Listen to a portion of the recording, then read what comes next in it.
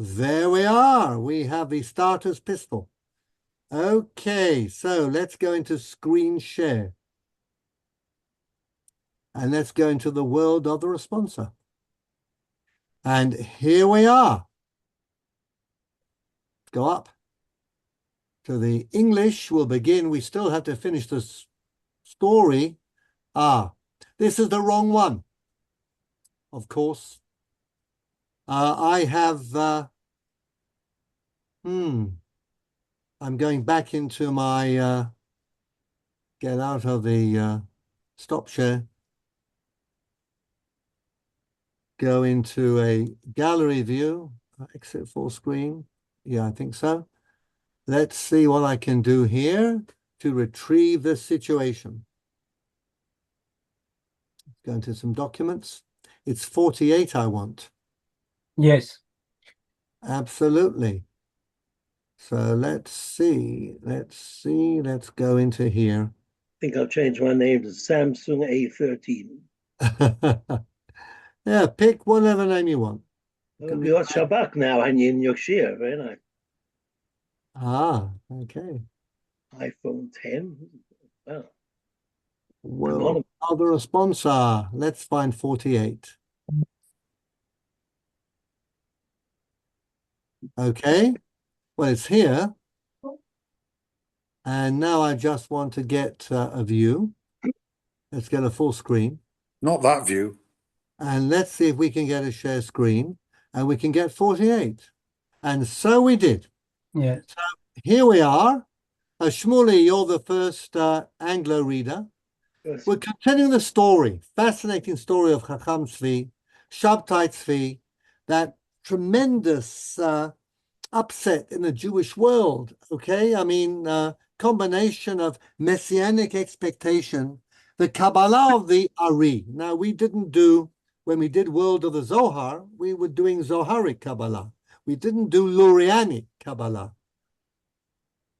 That's very interesting, perhaps another time. But one of the major ideas is that you could get from Lurianic Kabbalah is that in order to rise, you have to fall.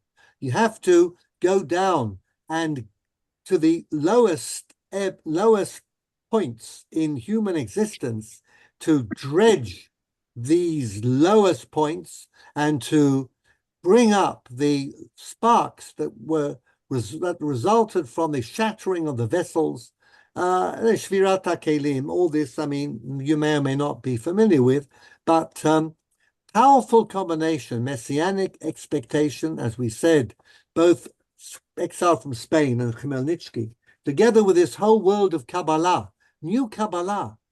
Shabtai Tzvi and especially Nathan of Gaza were able to use this to actually stimulate a huge number of Jews and many rabbis to believe that the Messiah was about to come. We live in the backlash against that, but it's very difficult. You know, I try to give you some sense of it from Gluckl of Hamlin, okay, as to how people were taken up and taken in by this. Anyhow, so let's see. Chacham Tzvi was, of course, very rational. He's the Chacham. And as we'll see as we go through his Tuvot, or some of his Tuvot, very open to science of his time. And he gets into trouble also because he's a person of great integrity, and he won't kowtow to anyone, especially the rich and the powerful in the Jewish communities. So he gets into hot water often. He had one altercation with the community in Amsterdam with his shul. They wanted to terminate his contract. They didn't. But now the situation gets worse. So Shmuley will start with you, please. In June 1713. The dissolute Kabbalist Nehemiah Chayon arrived in Amsterdam and requested permission from the Portuguese congregation to circulate his Kabbalistic writings, some of which had been published in Berlin and any additional estimates I needed. So that was good to know. And were suspected of containing Sabbatean heresies. Chacham Tzvi immediately requested... Okay, Shmuley, can you stop for a second? Can I ask the people who are talking to mute themselves?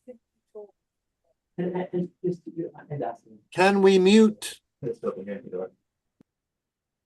Can we mute, please? Thank you. Chacham Tzvi immediately requested of Solomon Ayalon, Chacham of the Portuguese congregation, not to accord patronage to Chayon, and believed that his request would be granted, as the Portuguese congregation and its rabbi had, from the beginning, treated him most courteously, and had already during his term at Altona repeatedly sent halachic questions to him. Indeed. One more sentence. Indeed, throughout his career as a responder, Chacham Tzvi answered questions from Spanish and Portuguese communities in various places, including London. And we'll get back to London. But this Solomon Ayalon is an interesting fellow, Jerusalem born, so he learned something. And as we said in relation to Chacham Tzvi, Yatsa Shaliach v'chazar Mashiach, in this case, Ayalon was sent out to gather funds, just like Shabtai Tzvi, collect funds for the communities in Israel, mainly Yerushalayim and Tzfat. And he was able to secure a position of Chacham in London. Spanish Portuguese in London obviously weren't too picky. He was fairly superficial a scholar in every realm, but he did dabble in Kabbalah, and he was attracted by the ideas of Shabtai Tzvi. And in fact, he left London just in time, and he ended up in Amsterdam. And because of his Spanish-Portuguese background and connections, and because he was very silky and smooth, he was able to convince the Dutch community to take him on as their Chacham. Okay, but he was definitely inferior in every way to Chacham Tzvi and to Rabbi Moshe Chagiz, the Maniach, so-called, who was a very strong rabbinical figure indeed in Amsterdam at the time, and he held Ayalon in great disrespect. But what happened now? Nehemiah Chayon is a Sabbatean. He arrives and he brings with him all the excitement of the Sabbatean movement. A lot of Jews, especially in the Portuguese synagogue, and remember from Glickel of Hamlin that in the Portuguese synagogues, Jews all over, wherever they were, would flock there to hear letters being read from Nathan of Gaza. Okay, and I cited such a letter, and the excitement was huge and immense. So the Portuguese community is definitely sold on Nehemiah Chayon, who, as I said, was dissolute, meaning that his morals were very lax, but all he was saying was Baruch Atah Hashem Elokeinu Melech HaOlam Matir Isurim, and doing all sorts of disgraceful things. But this is part of Messiah, Lurianic Kabbalah, and that's why there were decrees in the Council of the Four Lands not to let Jews learn Kabbalah. Certainly because the ideas could so easily be used as snake oil in terms of the redemption of the Jewish people. However, what happened now, and we'll go to you, Jack, please. What did Rabbi Ayalon do? Did he support Chacham Tzvi, who was dead against Chayun? Well, 9:13. Meanwhile, Jack, are you there? You have to unmute. Unmute, otherwise we won't. Great. Meanwhile, line 13. Meanwhile, several members of the eminent of the Portuguese congregation. Of the Portuguese congregation had submitted Ayon's writings to the judgment of Rav Moshe Chagiz. Yeah. Okay. An eminent halachist and shadran from Jerusalem. Shadran is the word for all those shlichim who were sent out all the time from Eretz Israel to gather money for the communities there, okay? And many of them were great scholars. The most famous one was the Chida, Chaim Yosef David Azulai, who was a rabbi for 40 years in Italy. He came from Hebron. By the way, Rav Avram, well, anyhow, I could give you a list of Shadranim, but I won't do that now. So that was a way of earning a living and also helping the Jews. And the idea of a shaliach who comes to educate Jews in the diaspora in Jewish matters persists to this day. So, Rabbi Moshe Chagiz was sojourning in Amsterdam, an author of Leket HaKemach. Leket HaKemach and Responsa Shtei Hashem. Shtei Halechem. Yeah, Now, Lechem. Leket HaKemach is an encyclopedia of halacha, which is really a wonderful read. If you have some spare time, read the Leket HaKemach, and you'll get a whole encyclopedia almost of halachic concepts and terms. His tshuvot are also important. Tshuvot Shtei Halechem. But we're talking about first-rate halachic authority and a Kabbalist too, but not one who was messing around with Shabtai Tzvi and Nathan of Gaza. So one more line, please, Jack. Rabbi Chagiz. Chagiz immediately exposed the Sabbatean doctrines and sounded the alarm. The alarm is sounded in Amsterdam. Rabbi Chacham Tzvi, Moshe Chagiz say, Aya Chayon is a Sabbatean. Don't let him publish his writings. Don't let him come into your synagogues. Shut him out. Yonat, would you like to please take it from line 17? Chayon supporters. Chayon supporters. Just a second, you moved it now. I lost it. Line 17 in the Portuguese 17, community. I see. Yeah. Chayon supporters in the Portuguese community proposed publication without the offensive passage, but Chacham Tzvi and Rabbi Chagiz refused to act as censors on the grounds that the entire oeuvre was saturated with Sabbatean heresy. So you see what's happening here? You Yeah. know, the Portuguese, they're attracted, enchanted by Chayon. They want to spread the idea. People who are for rationalism and for sophisticated thinking are always in the minority when it comes to a mass movement. And Sabbateanism was a mass movement. How long can you stand up against the flow and go against popular? The Romans even said, Vox Populi, Vox Dei. Remember, the voice of the people is the voice of God. And Shaul HaMelech said, what could I do? The people said, we want to take and sacrifice, and we want to not carry out God's word. The people who are on the right side of things are often in the minority, and they will suffer for their beliefs when they're trying to go against the stream, against the populist stream.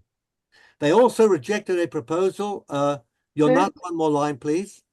They also rejected the proposal to sit on a board of inquiry into Chayon's manuscripts headed by Rabbi Alon on the grounds that he himself was at one time suspected of being a Sabbatean. And he was. And He managed to hide his past, okay? Like Well, many of us who want to hide our past, of which we may become ashamed. But he was a Sabbatean himself, and he didn't want Chayon to be persecuted, okay? Nice. Now, he didn't come out overtly, and the Kabbalistic book he wrote was kind of a Sabbatean book, but it's a very weak book, okay? So Ayalon is a very insubstantial and insignificant figure here. But he's the head of the Portuguese community. He is the Chacham. So let's have a look. Line 21. Who's next on my screen? Harvey, can you take up line 21? Both sides issued many. The end of line 21. Yeah. Okay, it's just unmuting. Both sides issued many pamphlets in which the contestants indulged in the most vehement abuse of each other. They took religion seriously in those days, okay? On the May, other hand, may I interrupt with a question? okay, yeah. Do you know in what language these pamphlets were? The pamphlets were in Spanish. Okay.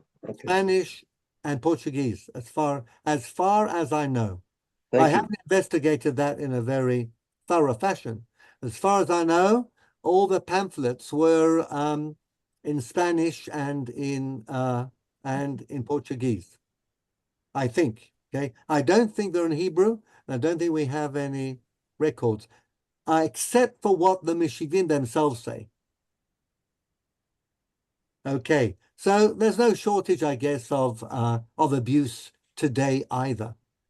All right, so in July 1713, Chacham Tzvi placed Hayon under cherem, although the Committee of Inquiry. This is what we call Neshek Yom Hadin. What's the worst thing that a Jewish community can do to people with whom it disagrees? Violently put them into cherem. And then it worked. Well, it's meant to have worked. But if you had a strong opposition to the cherem, then of course you would have cross-cherem situations. So you'd have one group putting the other group in cherem. That group retaliated by putting the first group into cherem, and now nobody's talking to each other, but they are hurling insults and writing pamphlets. Okay. So in July 1713, the Chacham Tzvi placed Hayon under a cherem under the Committee of Inquiry appointed by the Portuguese Committee. The Committee of Inquiry.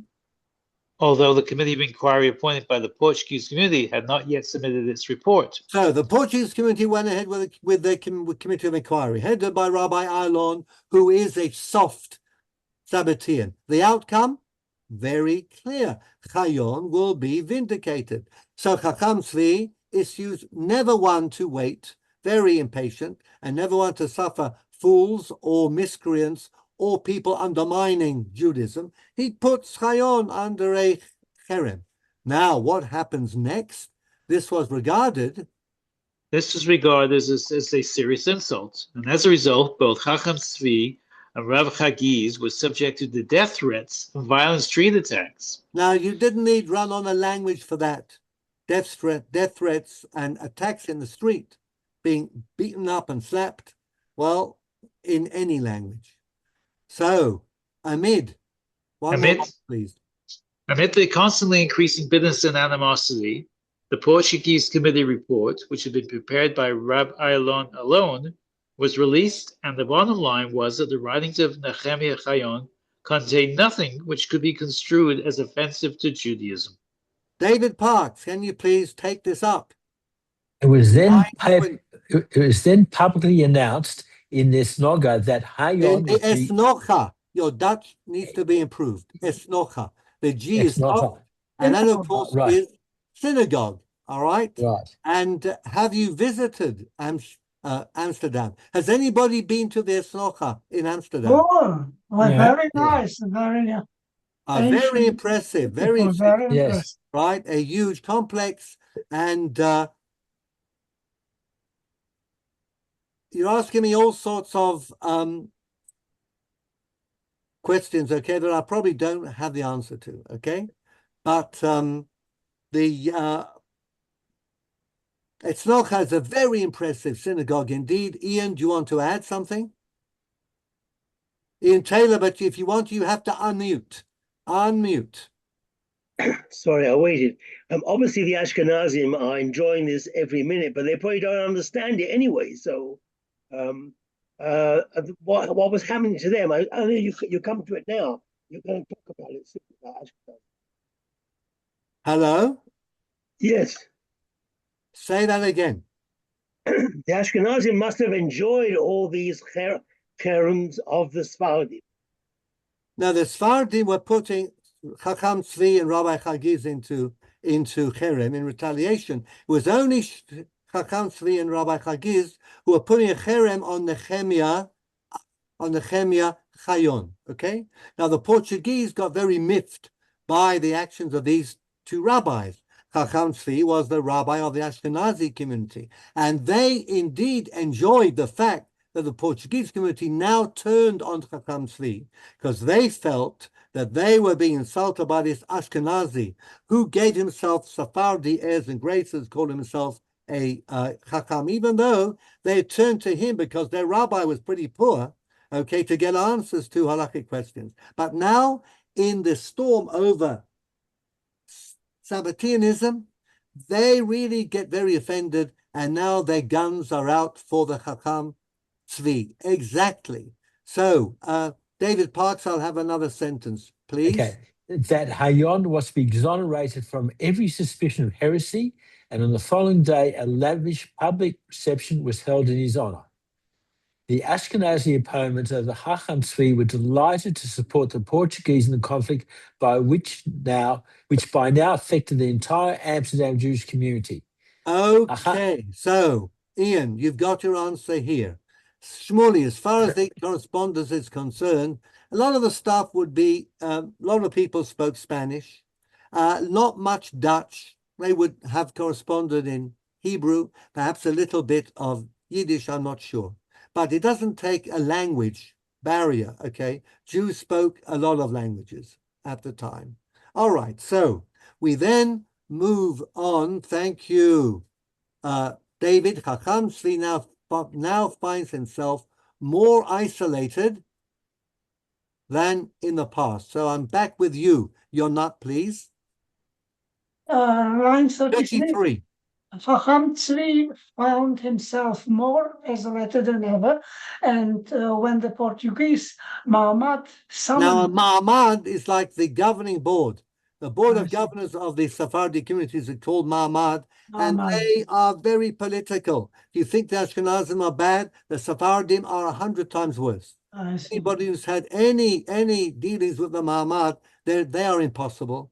Very proud of their Sephardic heritage and very political, and everything is very personal. And, you know, it's really Yiddish Geschäft. Don't have to say that in Portuguese. Anyhow, continue, please, Yonat. Muhammad summoned him to appear before the tribunal. He denied the jurisdiction over him and repeated his condemnation of Chayon as a heretical Sabbatean. Okay, David Parks, take it up. The Portuguese. Okay. The Portuguese then placed a harem on both a Chacham Tzvi and Rabbi Hagiz and turned to the local magistracy with a request to depose Chacham Tzvi from his rabbinate and banish him from the city. Rabbinical geschäft. I mean, if you think it's far-fetched, the last few years in the Sydney, Australia, they went to court over the rabbis who wanted to stay in their positions, and they were suing and cross-suing. But here, they involved the non-Jews as well, the local Dutch magistrates. The magistrates thereupon.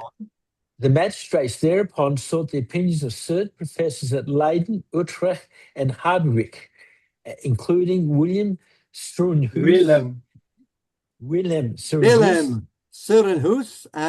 and Adrian Reland on dispute, but there is no record of their opinions. Okay, I'll just tell you a little, just because their names are mentioned here, but Surenhuis lived in the second part of the 17th century, early 18th.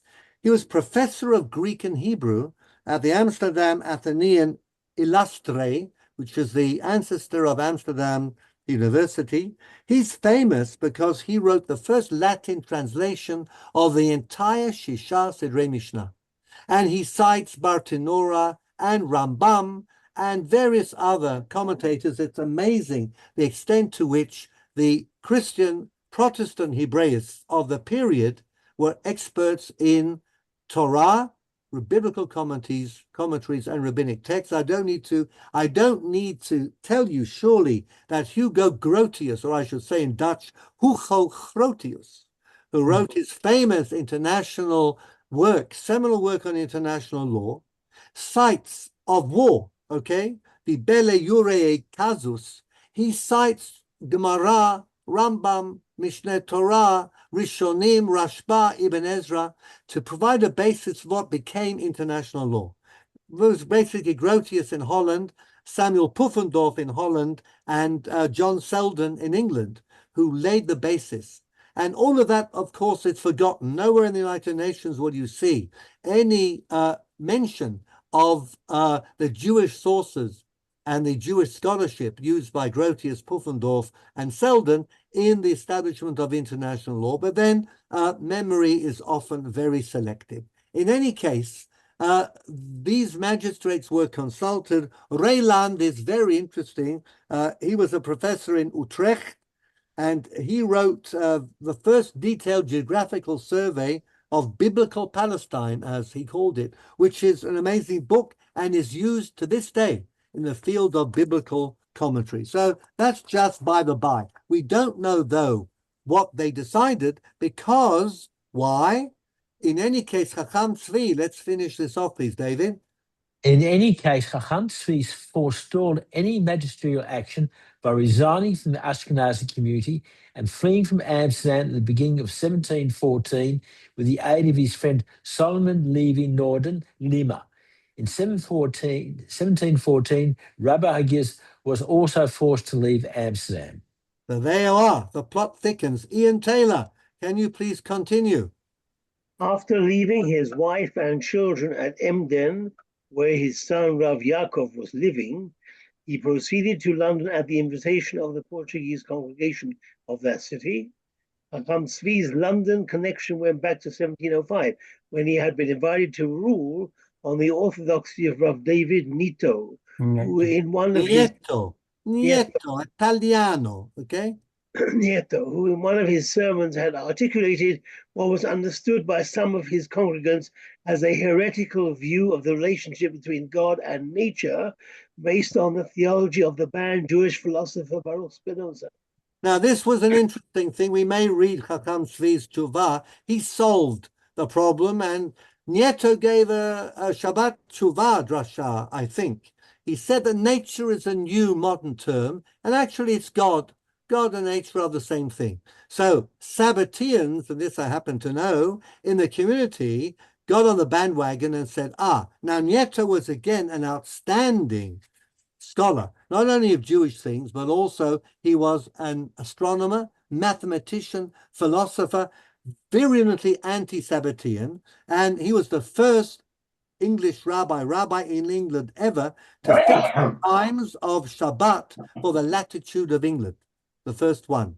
He wrote some very interesting books, Matedan, Eish Dat, and the Sabbateans said, we're going to nail Nieto for being a Spinozist. Okay, we'll answer one heresy with another heresy. So the Ma'amad is getting very uncomfortable, so they write to Chacham Tzvi. They send him the drasha, which was given in Spanish, Ranon, definitely. But the tshuva, of course, of Chacham Tzvi is in Hebrew, okay?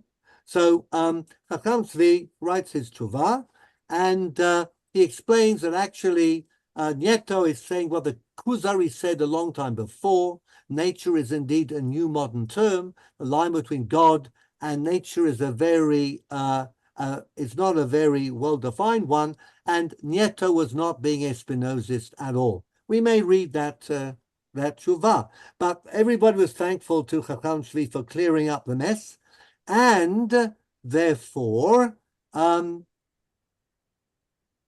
Tzvi's response. And Shmuri, can you take this up, please?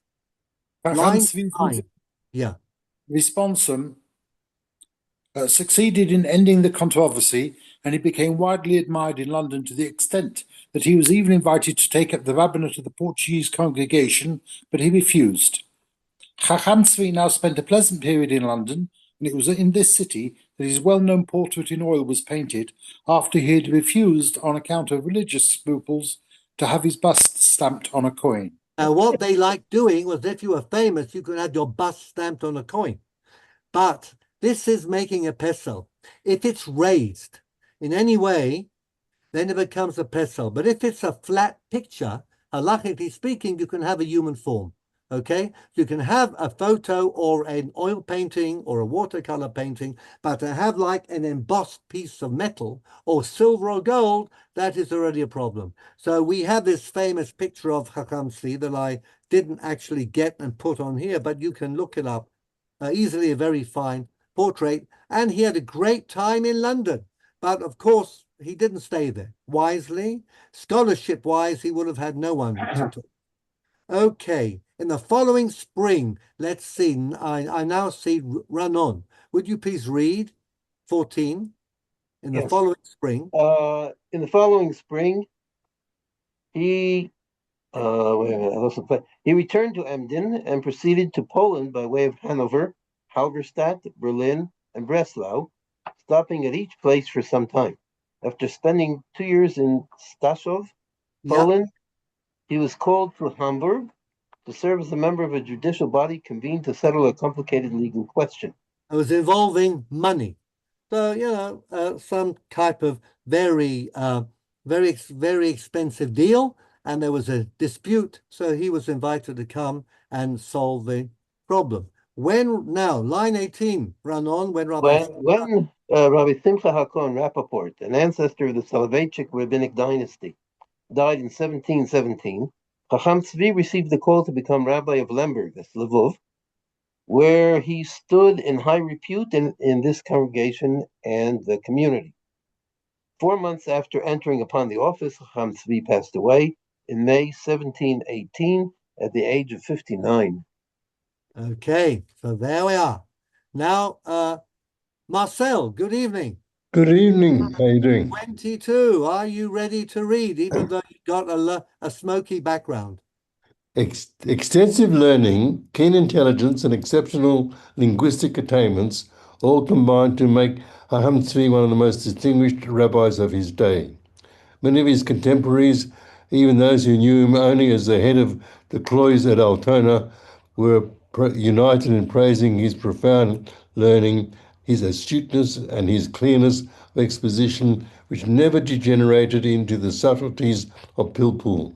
Okay, so, and 26, Ian, he was also well known.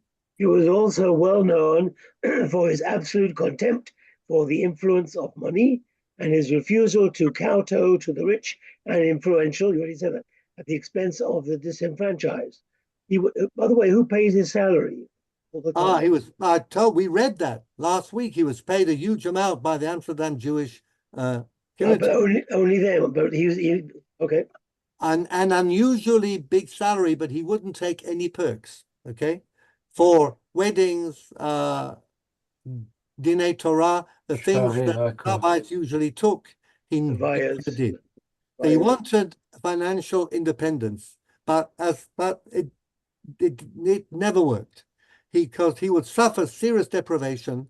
Rather than accept pecuniary assistance from wealthy individuals who were interested in having him in their pockets. Okay, now, thank you. And Bernie, please, line 29. This characteristic. Incorruptible. This characteristic. Line, yes, line 27, you said? No, 29, the end of 29. This 29. Characteristic. This I'm getting message that my signal is unstable. Don't worry about it. We can hear you fine. This characteristic. 29. This characteristic, interpreted by the wealthy of his day as obstinacy and arrogance, caused him much suffering and enmity, especially when combined with his abrupt and passionate disposition, which aroused discontent and hatred among the rich oligarchy wherever he went. So that's the story. The last line here in English to do with the life of Chacham Tzvi. Jack, would you please give us from line 33 the main reason? The main reason for our detailed knowledge of Chacham Tzvi's life is the autobiography of his son, Rabbi Yaakov ben Tzvi, known as Yavetz. Yavetz and entered Megillat Sefer. This remarkable detail, the most embarrassingly frank autobiography, also deals with Yavetz's father and is a rich source of rabbinic history in the early modern period, especially in Sabbatean controversy. I think this emphasizes that Talmidim Chachomim Malbim Shalom Ba'olam. Shows that the Gemara has a sense of humor. Exactly. They have a sense of humor because they do the opposite. They do feel very passionately, but there's a lot of politics. And remember, Jewish life didn't take place on the stage of European history, of talking about European Jews. It took place in a synagogue in the community. That's where the drama of Jewish life took place. We didn't have royal families. We weren't fighting wars. We weren't running the politics of Europe. There's no Cardinal Richelieu. But what there was the rabbi, the chazan, the parnas, the gabaim, the gvirim, and the common people. And all of that was often a very volatile mix. So the thing about Chacham Tzvi is his son Yaakov ben Tzvi Emden, who wrote, as I've said, an embarrassingly frank autobiography. Emden and admired his father greatly, took revenge, I think, on his father's enemies, but didn't spare a punch like his father. And he would write the most, as I said, embarrassingly frank items, both about Chacham Tzvi and about himself. And that's why we know such a lot about Chacham Tzvi. Rarely do we have such a detailed biography of a famous rabbinic halachic authority and posek like Chacham Tzvi. But I think it's fascinating because it does deal with what happened at the time, which was greatly influential in many ways on Jewish history. And Ranon, I don't know whether you want to add anything about the influence of the Sabbatean controversy and the Fabia on the course of Jewish history, but it certainly was a significant one and a profound one. So it's worthwhile, I think, just going into the details a bit, the context of the Chacham Tzvi. So the next thing we're going to read, and I think we're back to Bernie, you can have another Chacham literary. Chacham Tzvi's literary legacy and his responsa. Is his responsa. His legacy is his responsa. Shoot Chacham Tzvi. Shalat v'Tshuvot Chacham Tzvi, the first part of which was published in his lifetime in Amsterdam, 1712. Indeed, one of his reasons for accepting the Amsterdam rabbinate was to have an opportunity to publish his work there. And remember, many rabbis didn't in a lifetime have enough time or funds to publish their works. They're often published after their deaths by their children or their grandchildren, and some of them remained in manuscript until the 20th century. The Responsa have been republished several times and are distinguished by lucidity of treatment and an undeviating adherence to the subject.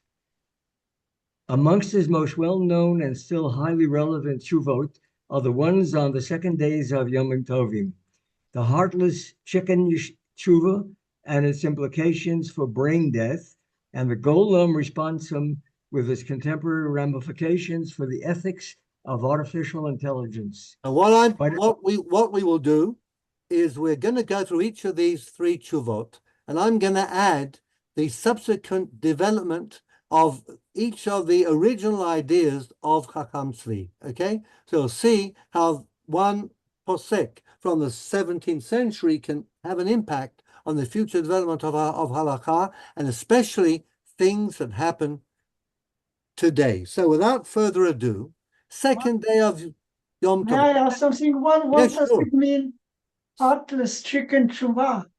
Yeah, chicken without a heart. Yeah. Have you ever met a chicken you're not without a heart? I never saw one, no.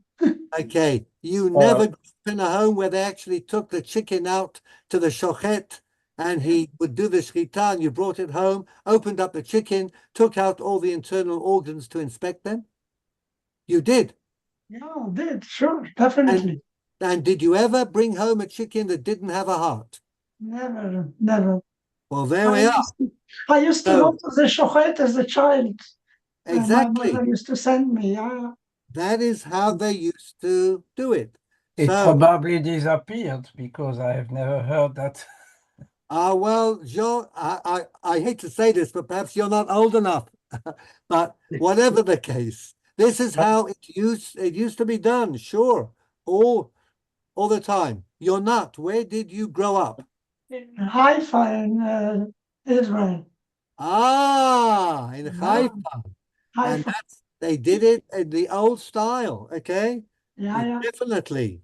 Took it to the shochet and you brought it back. And it was often the girls. And this tshuva involves a girl who was preparing the chicken and she didn't find the heart. Mhm. So is the chicken kosher or not? So, Anyhow, many- we will get to find the answer. It provoked a huge debate, as many of these things did. So we will get involved with the heartless chicken in due course. Ranon, what would you like? Yeah, I just want to say that Yeah. many years ago in the United States, I gave a shiur in a synagogue in Michigan about this case of the heartless chicken, and it was introduced by the local rabbi as the case of the heartless chicken or the Empire Strikes Back. Now you have to be American to know that Empire chickens are well-known kosher brand. So the Empire Strikes Back is, of course, Darth Vader and all of that. But I'm happy that you all paid attention to the description of a heartless chicken, and we will get there. So it's something to look forward to. In the meantime, we're at the second day of Yom Tov. So let's start on line 10. Vahashta. Okay, Jean, would you give us the first line? V'hashta de'inan bikviya deyacha, Yeah. tam avdinan treyome. Which means what? בביצה, משום דשלחו מיתם, היזהרו במינה כבותיכם ביתכם, זמנים דגזרו מלכות גזירה ועתי לעקלקולה. Yafemod, la'akalkule. So here what we're saying is that Gemara and Beitzah famously, when they used to fix the new moon and then Rosh Chodesh, according to what they saw in Yerushalayim, they would get a message out to the Gola. We fixed the new moon, the first of the month, on a certain day. So we know to count from that day to Pesach and to Sukkot. Rosh Hashanah, of course, was always a question. But anyhow, we now have a mathematical calendar. We don't need to rely upon what we see in Jerusalem anymore or what the Sanhedrin will do. So do we still need to keep the second day in Chutz La'aretz, a long way away from Eretz Israel? And the answer is yes, we do. It's a minhag avotechem b'yedchem. Now, this is a serious minhag. A lot of commentary about this minhag. Many Mefarshim say it's actually more than a minhag. It's a takana. It's a rabbinical piece of rabbinical legislation, and you have to take it very seriously. But that's the baseline. So second day of Yom Tov in Chutz La'aretz is a serious day. And then the reason is given. Why do we need to keep it? Because in case we lose our mathematical calendar, we have to go back to viewing the moon as it begins its new period in Jerusalem, and faraway places won't be able to hear. So we need to keep that idea of the second day going. That's briefly the this piece of Gemara. Jean, you can give us, please, the Gemara in Masechet Psachim, the Mishnah. מקום שנהגו לעשות מלאכה בערבי פסחים עד חצות, עושים. מקום שנהגו שלא לעשות, אין עושים. ההולך ממקום... So, what happens if we have a minhag and we go to a place where that minhag is not kept? Say we wait, 6 hours between meat and milk. Then we go to a place where people only wait 3 hours.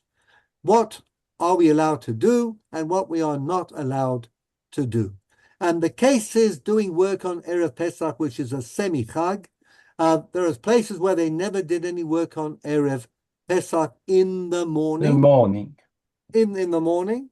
And if you go from a place where they do to a place where they don't do, or you go from a place where they don't do to a place where they do, okay? You carry all the chumras with you wherever you go, okay? So if you were strict in the place from which you came, and you go to a place where they're lenient, you are strict. And if it's a place where they are lenient to a place where they're strict, you're also strict. And you should not interfere with what is done in the place you are, because if you start doing something different, then you'll start an argument amongst the Jews. Okay, so you should always try to conform. The Gemara in where is it somewhere says that Moshe Rabbeinu, when he went up on Har Sinai, didn't eat or drink because angels don't eat or drink, and he didn't want to insult them and deviate from their minhag. And when Abraham's angels came to him, they also pretended to eat. Why? Because they were noagin, like the place where they had come. So there's this idea of basic etiquette and courtesy. There's somewhat of a problem here about the two places. If you go from a place where they are strict to a place where they are lenient, then you might be offending them if you keep your strictness. So the Rabbi in the Gemara says, well, we're talking about doing work on Erev Pesach. You can simply tell the people, why are you not working? Because you've got no work, okay? You're not actually making a statement about the fact that you do not accept their minhag. So we always have to find a balance between not confronting the minhag of the place you are in, but at the same time, you carry your strict minhagim with you wherever you go. That seems to be the case with minhagim. Okay, now let's have a look. When you marry somebody who keeps only 3 hours, you can change from 6 to 3? Can you change from 6 to 3? Well, depends which rabbi you ask. You're not. But if you started out and you came from a place with 6, you come to a place with 3. According to the rule in the Mishnah, you're stuck with 6, okay? So the best thing is to be born in a place where they keep 3. So when you come, but then if you come to a place where they keep 6, you have to adopt 6. So you are born and you stay in a place where they keep 3. So if you're Dutch, then of course, according to the Dutch minhag, it's only 1 hour. If you stay in Holland, you're fine. Once you leave Holland, you may hit some kind of halakhic issue. But again, if you do it in private, nobody will know. So then you will not be causing a machloket, but you will be in breach. Now, there's also a question of a neder here.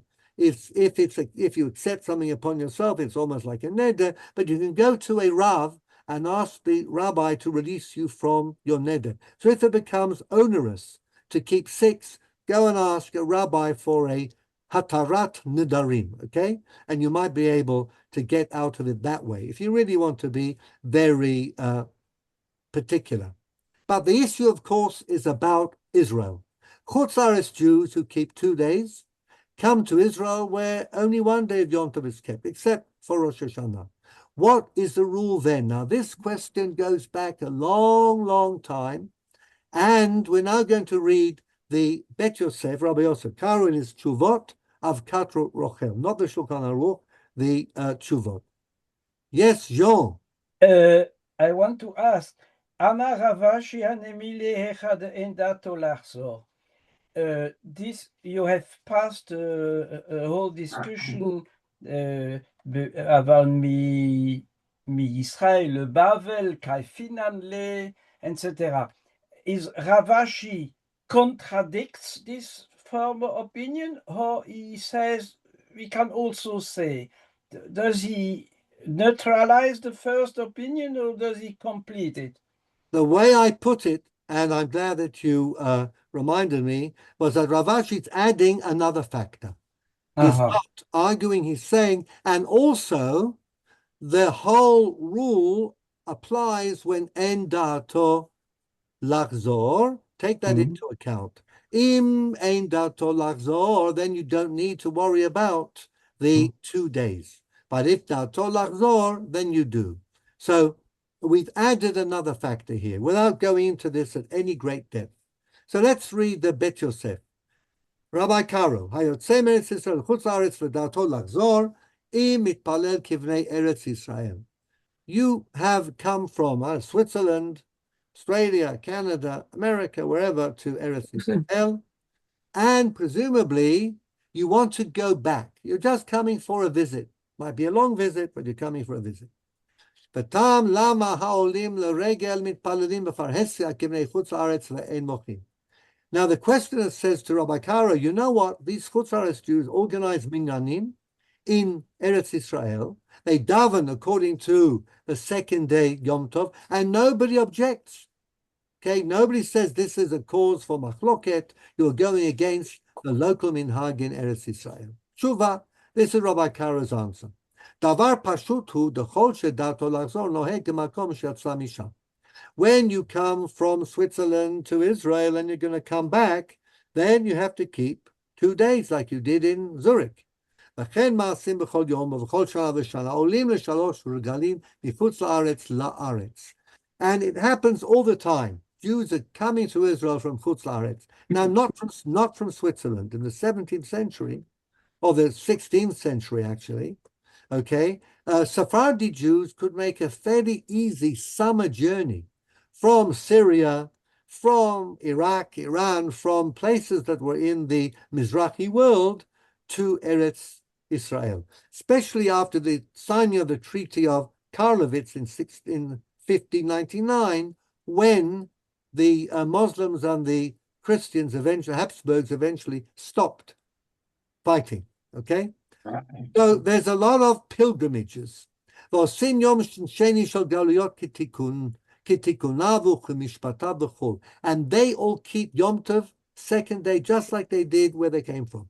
ולא עוד, אלא שמתקבצים מניין מבני חו"ל העולים לרגל. They make a minyan, ומתפללים תפילה. They daven Yom Tov davening, the Korin Batorah, Maftirin Banavi, Bibrachot, Tchila v'Sof. They do the whole thing, the full Monty, okay, with the brachot and everything. כמו שעושים יום טוב שני בחוץ לארץ. ודבר זה נעשה מימי קדם. Now Rabbi Yosef Karo says, look, this is how it's always been done. בפני גדולי עולם, before the great rabbis. Of course, in his memory, in the memory of what he read, not going back a very long time. לא פקפק אדם בדבר זה, and nobody ever doubted that this was the right thing to do. וזו היא שקשה בעיניו, היח מתפללים תפילת יום טוב בפרהסיה, בארץ ישראל, והיכי לא חיישינן להי דתנן ואל ישנה אדם מפני המחלוקת. The more serious question is, how about the idea of not causing a machloket? It's a bit of an insult. You come to Eretz Israel, you pretend that it's not Eretz Israel. We're back in Chutz La'aretz. והיה מספיק להם שיתפללו תפילה חוץ לארץ בצינה. What they should do then, you'd say, is you daven Yom Tov, dik davening, but in private. ועל כורחנו לומר, but we are going to have to say, the סבירה להו לגדולי עולם. And Rabbi Karo keeps on going back to the accepted custom, דעל כורחך לא תני על ישנה אדם מפני המחלוקת, אלא במלאכה. That idea is when you come out and you really insult the local custom. In other words, where there's a custom not to work on second day Yom Tov, and you as Israeli will come in and drive and do all sorts of working in public, that would be something that you shouldn't do. Okay? Because that's a serious attack on the holiness of the second day Yom Tov. אבל בתפילה אף אם יתפלל כמנהג מקום שיצא משם, even though you're praying נוסח זוריק, לא נפיק מיני חורבה. It's not so terrible. So they're davening a different tefillah. And that is not considered to be, if you like, an insult, an overt public insult to the local custom. No Matzar Yosef Karo. And we see that this was in fact the custom. Line 4. Otam שבאו מחוץ לארץ להשתקע, those who came from Chutz La'aretz to Israel to stay in Israel, עושים יום אחד. As soon as they arrive, they keep 1 day. ואין לומר נותנים לו חומרי מקום שיצא משם. We don't put the minhag that you came with your 6 hours, okay? It's not the same. Once you have fixed your abode in Eretz Israel, you keep Eretz Israel Yom Tov. כיוון שאין דעתו לחזור, you're not thinking of going back. וכן מי שדעתו לחזור נוהג כבני מקומו. But if you do plan to go back, then you have to keep according to the makom from which you came, Zurich. ומי הוא בצנעה, but it should be in private. ולא בפרהסיה מפני המחלוקת. למדנו שהכל תלוי בדעתו לעזור, בין להקל בין להחמיר. הצעיר יאשיהו פינטו, what does ס"ט mean? Sfaradi Tahor. Tahor, exactly. A pure Saradi Rabbi Pinto was the rabbi of Damascus. Damascus, the Av Bet Din, and Essaouira. hello? Wasn't he buried in Essaouira? In where? Essaouira in Morocco? No. No. No, I know, he's buried in Damascus. There's more than one Pinto. It Yeah, is there was lots of an them. unusual There Sephardic was name. a big there was recently a Nochel, wasn't there, Pinto? Yeah, there are plenty of Pintos Pinto. around, some of whom have a dubious reputation. Ian, I had something interesting just while I'm interrupting already.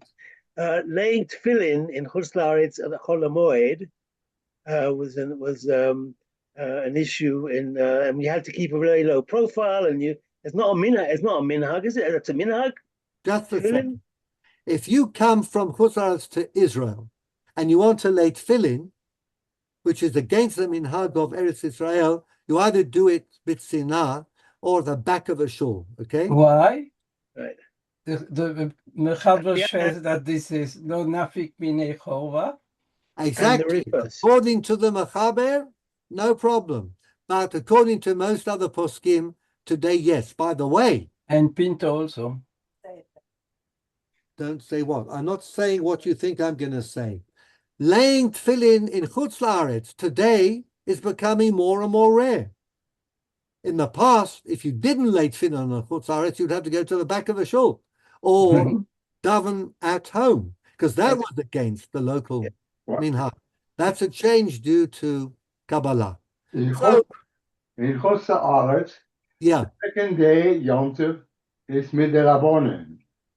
And how does a Midirabonin overcome the oraisa that you have to lay tefillin on the 8th day of Yom Tov?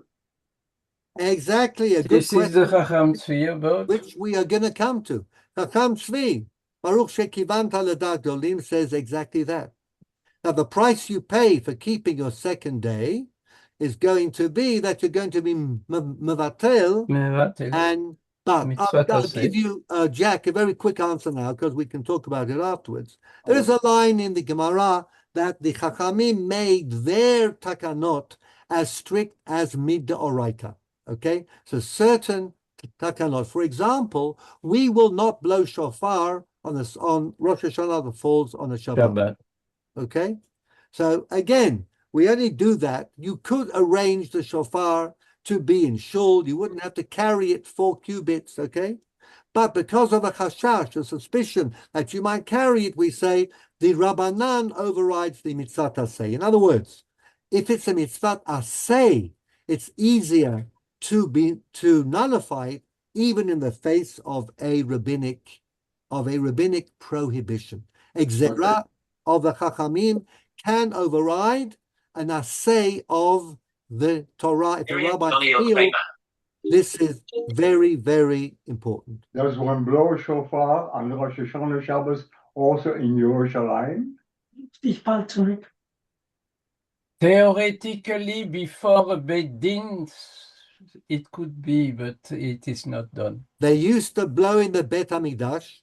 But not today in Yerushalayim. Well, they are not such a long time ago. There was a rabbi in Mea Sharim who locked himself in, blew the shofar, because he said that Yerushalayim has the din of the Bet HaMikdash.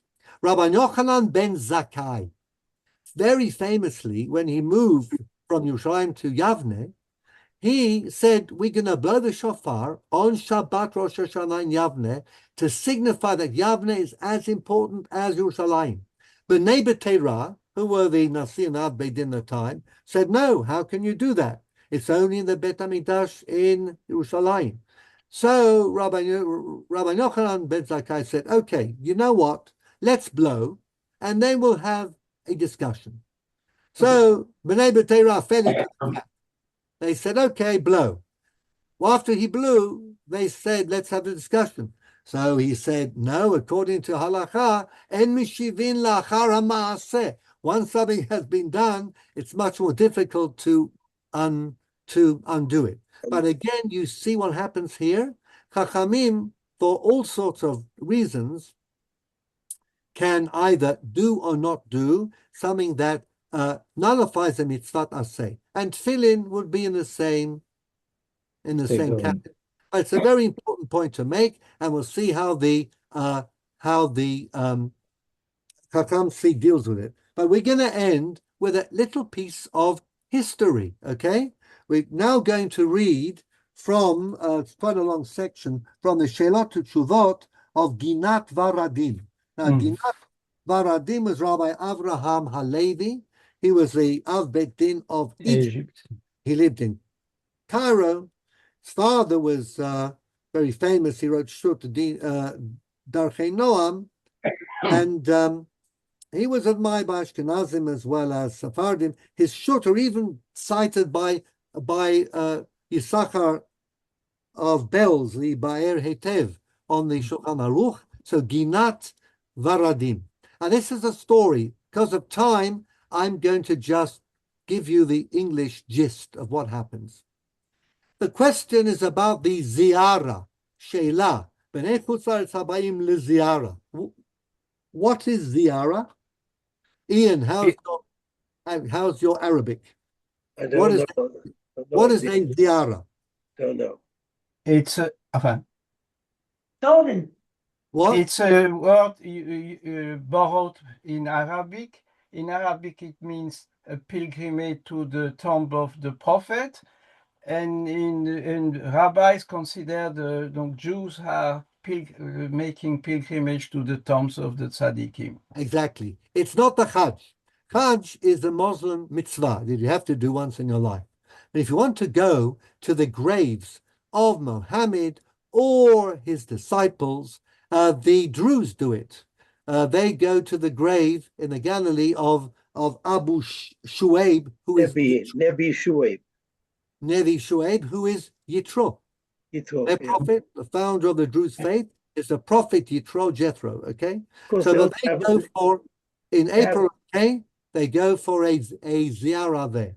So the term is borrowed. Jews come to the Kivrot HaTzadikim all over the Galil and Yerushalayim, and there are young men amongst them, some of whom have no fixed roots in Chutz La'aretz, okay, but they're going to go back home after the pilgrimage, or they'll spend some time here. What's the din?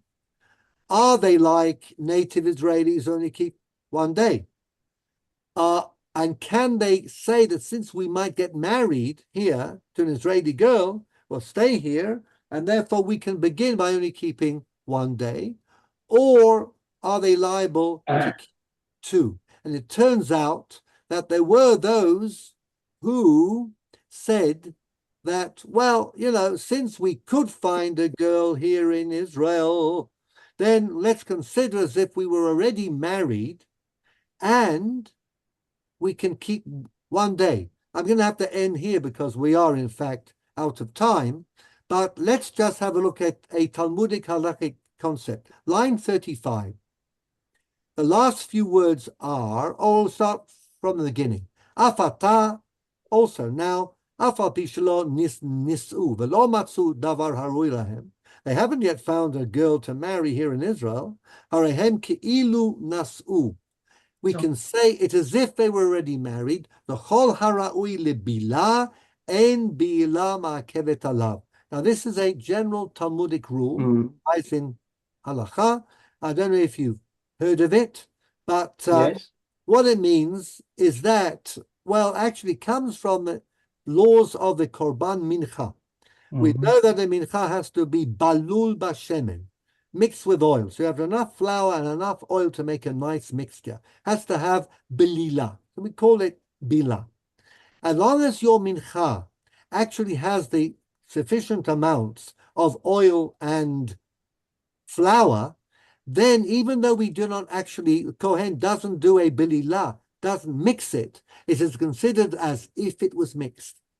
So this is an interesting rule. It has ramifications in the laws of tefillah in a mikveh. For example, we say that if a woman goes to a mikveh, she's got to clean everything, including sort of her teeth. Floss your teeth, brush your teeth, so that the water can enter your mouth and go between the teeth. The teeth have to be clean. But does a woman need to open her mouth and let the waters of the mikveh go into her mouth? No, she doesn't. But we say kol hara'ui lebila and bila ma'akevet here. In other words, we are assuming that a situation will take place, preparing for it. Doesn't matter, the situation doesn't actually take place. So here we are going to end what the Ginat Varadin, again 17th century. What he's saying, or the questioner is saying, is that can these single men, these single men, were coming to Israel for the ziyarah, they're going to go around to Kvarot, they're going to daven here and there, go to the Kotel. Can they say, well, look, we could get married here, and therefore we can consider ourselves as if we were already married, and therefore where is our main home? In Israel or in Zurich? It is in Israel, and if we are definitely staying in Israel, then we keep how many days? 1 day. So that is a question that was asked. This is in the 17th century. Rabbi Avraham Halevi, 17th century, and very early 18th, rabbi in Egypt, very large Jewish community. Can we do it that way?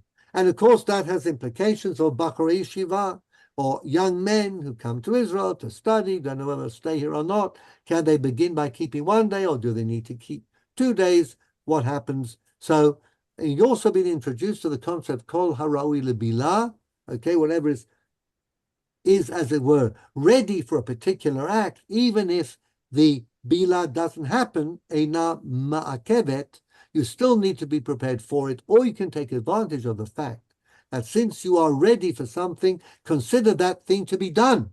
And therefore, I'm married. I don't have a wife, don't have a home, don't have a parnasah. It doesn't matter. I could be married to an Israeli girl, and therefore I can now keep. This is Jewish rabbinic ingenuity at its, you might say, best or most surreal, however you wish to view these things, But there we are. And the question we're going to see caused a storm, so much so that the rabbis in Jerusalem at the time got together. 5 rabbis signed on a decree that not only is a young man who makes that claim to be put into cherem, but if you are giving hospitality to a Bachur Yeshiva and he keeps 1 day because of this argument, you too will be put into cherem. That, of course, was in the 17th century. Fairly strict, we'll read that. Rav Ovadia Yosef, of course, has a way of getting us out of that, and we'll have a look at Rav Ovadia and Rav Kook's musical Seder. Yes, in the 1930s, Rav Kook insisted that the second Seder have music performed on instruments. Why? All that next week. Have a very good evening. You as well.